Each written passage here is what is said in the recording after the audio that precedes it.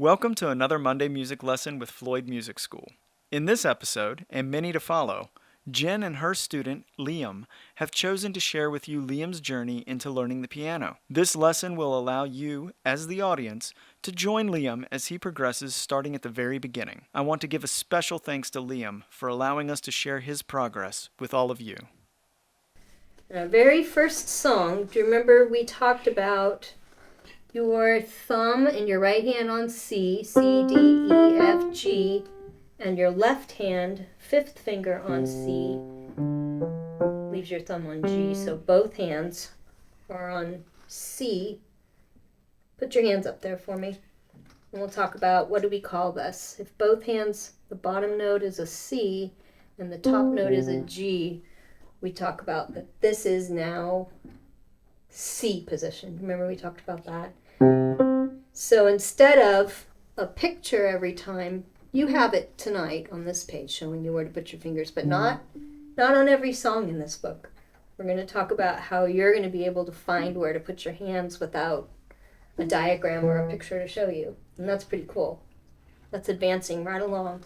Okay, I would like it if while you play this, the song Reflection, that you say the names of the notes, because that will help you review your 3 new bass clef notes that we're doing. Okay? You want to play through it? Yeah. You don't go fall asleep on me, are you? No. Okay, cool. Count yourself off. 1, 2, ready, go.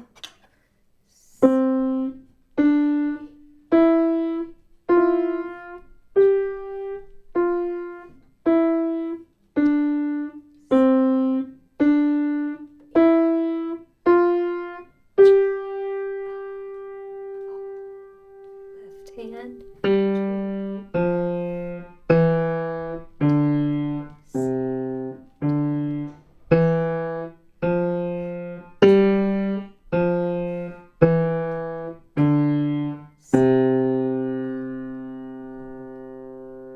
That's perfect. That was very well done. You want to do the duet with me? Sure. I think you move up 1 octave. Yes, you do. That's good. So C position, 1 octave higher. Check your right hand fingers. You were in the right spot. You just had 2 fingers on 1 key. See, hon? This. Yeah. There you go. You want to count us off? Sure. 1, 2, ready, go.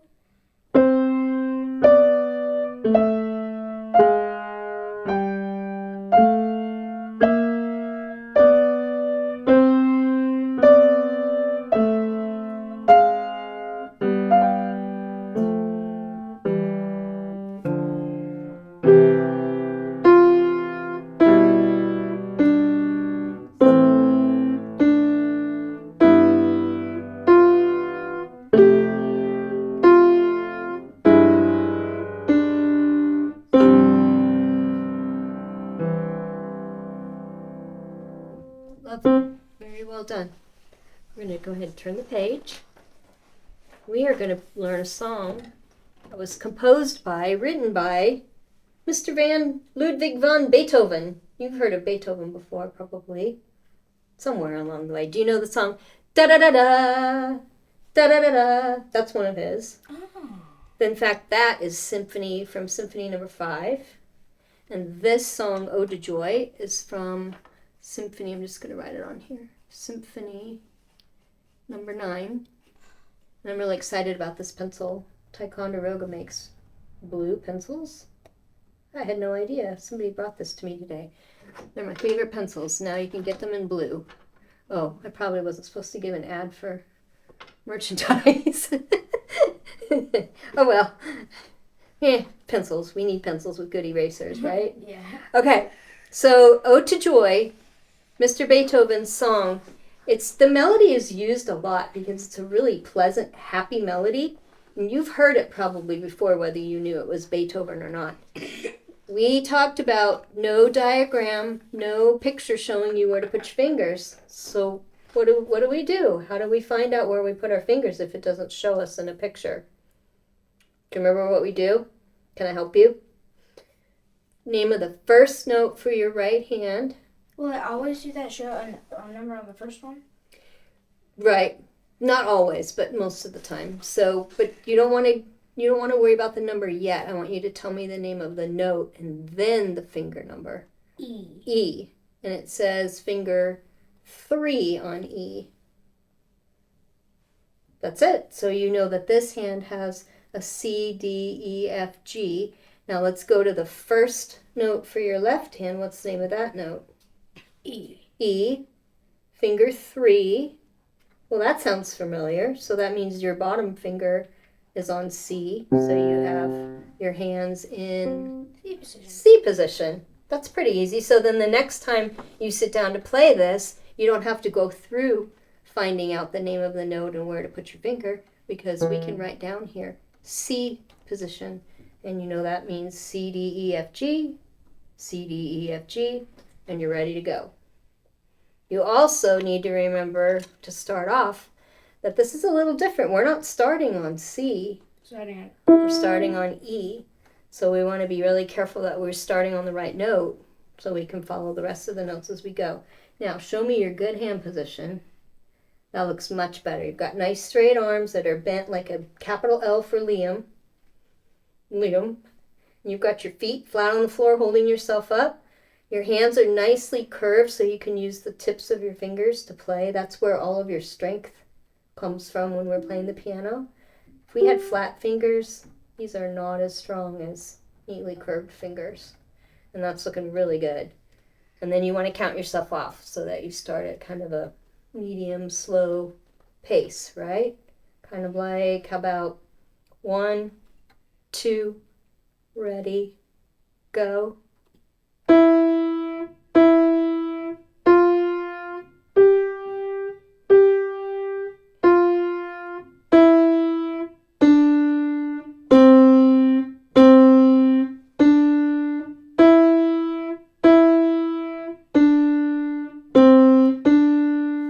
For 2, good. Left hand. That's E, that's right.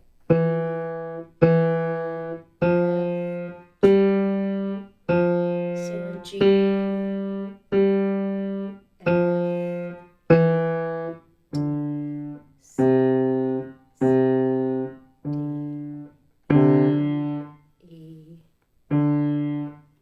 D, C. What does that mean to do again? Better do it again.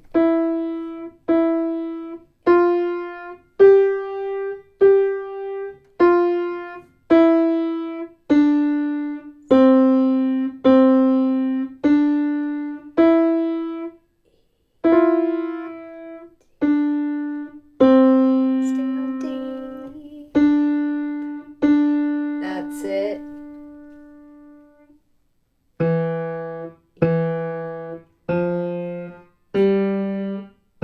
Stay on G.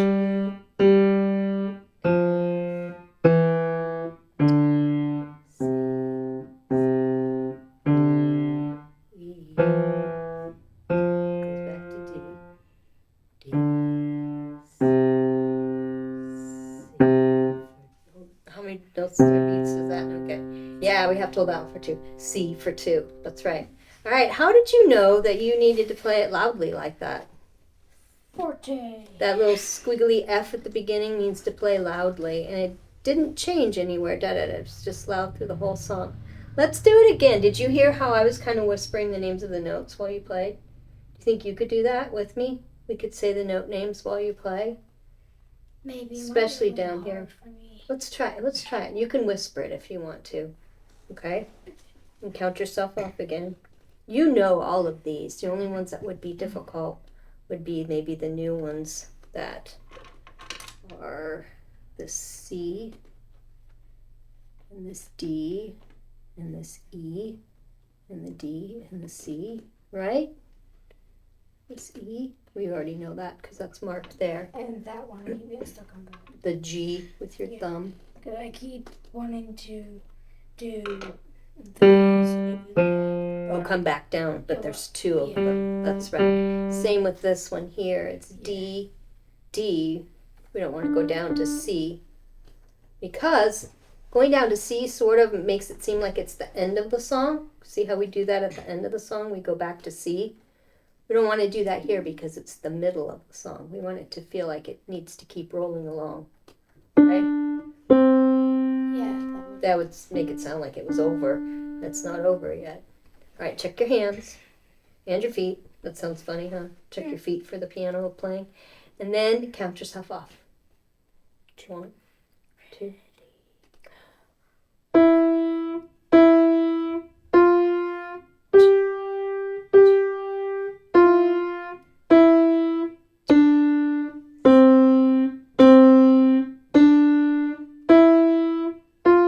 Stay on E. It's okay. 2.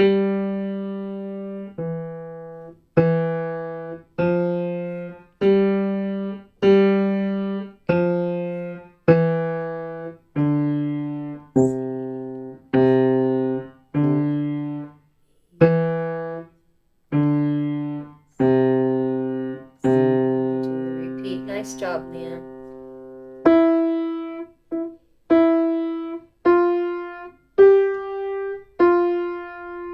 Let's do it again.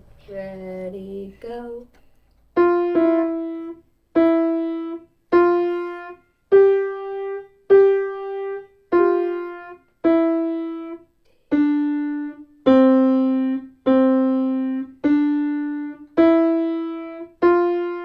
Stay on E.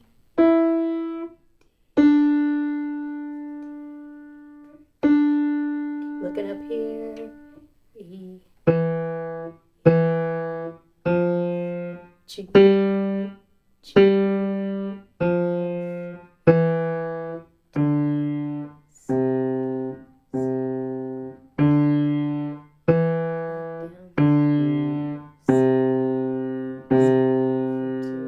Very nice. Your timing is really good. Sometimes when we make silly mistakes, is what I call it, is because maybe we are playing it a little bit faster than we should, Yeah. or we're looking down at our hands too much, and when we come back up, we're not sure where we were in the music.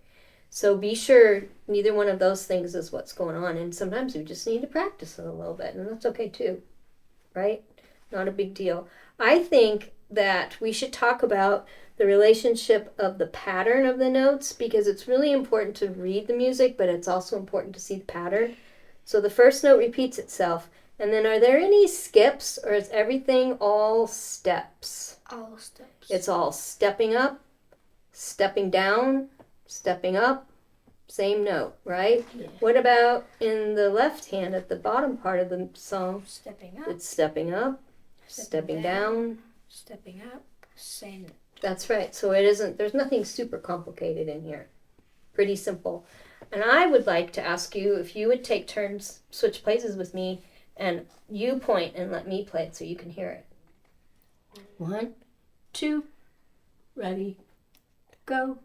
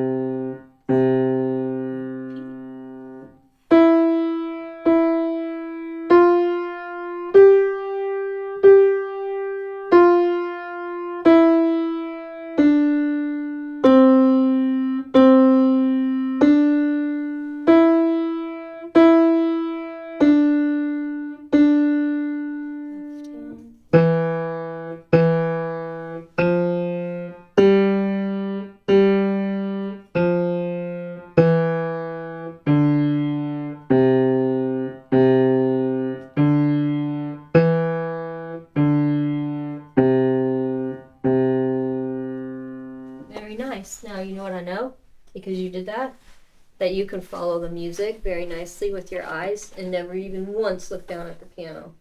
Did you notice that you just did that? It was really good, and you kept me on track where I needed to be, and I could just look at the notes and follow them. It was really good, Liam. Very nicely done. Let's take a peek in your workbook. We are going to, of course, right off the bat, have some practice with your new notes, your new bass clef C, D, and E. In fact, let's look at your flashcards for a minute. I think we organized them last week. And if not, I'll do that real quick because we can show everybody what your new note, your 3 new notes are that you're going to be working on this week. So here's all the ones you already know. I bet the new ones are still in here. What do you think? Yeah. I think so. What does that mean?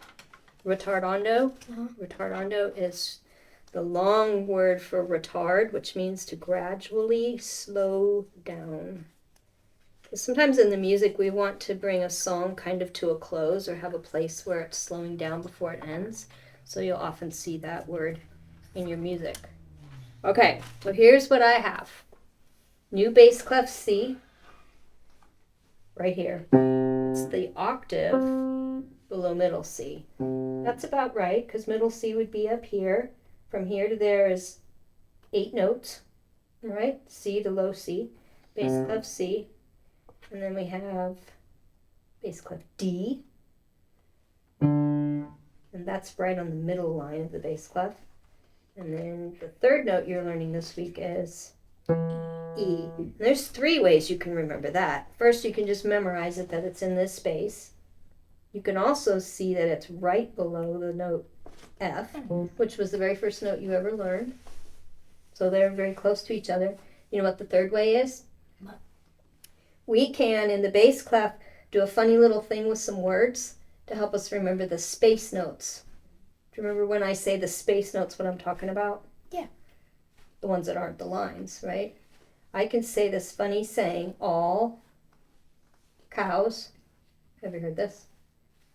Eat grass. Those are the space notes. So A, all cows eat grass for the other space note. And we can check that that's true because there's your E. There's your C. All cows. Right? Is that a good way to remember it? I think that will help you. I can tell you what the line notes are too, but I want to just give you those for now so that can kind of help you. And if you remember all cows eat grass, you can figure out what the line notes are, even just from those 4 words, right? Because you can go up or down and figure out what the next word is. All right, so we're going to do, remember we talked about using your Ode to Joy to write this out. Liam, you're going to do this week. Your E, F, G to match this. Remember, you're going to use that to help you do that. So that's homework for you. Let's play through this one more time. Are you tired tonight a little bit? Yeah. There you go. Check everything. Check how you're sitting. Checking feet, checking hands. You're good? You're going to watch up here, right? 1, 2. Ready, go.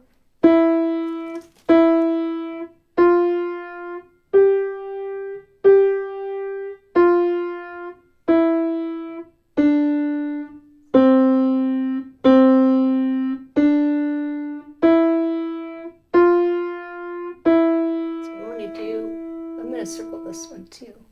Doesn't go up past that E, does it? Let's start again. Ready? Go. You want to start there? Okay. Measure 3. 2.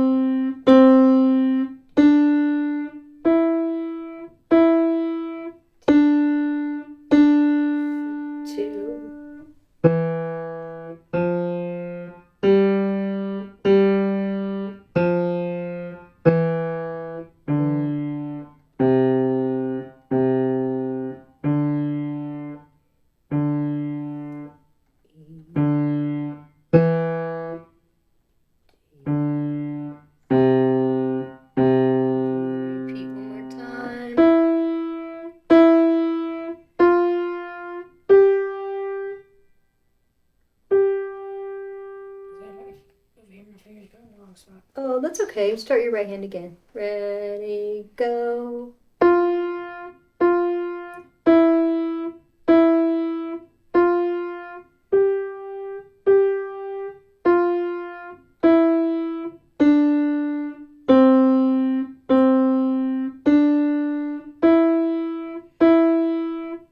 There you go. You got that part right. Good, Liam. Left hand.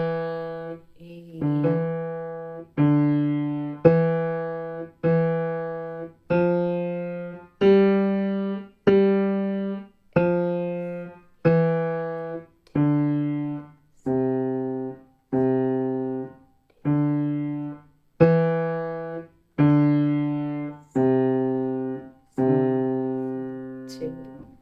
Very nice. You did it. Next week, I'm going to show you a bust of Beethoven.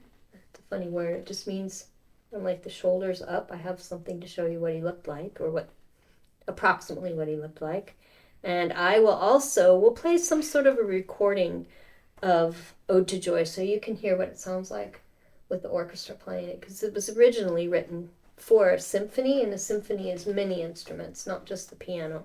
So this is just the melody from that special song in that symphony, and I want to share that with you too next week. Okay? Good work, pal.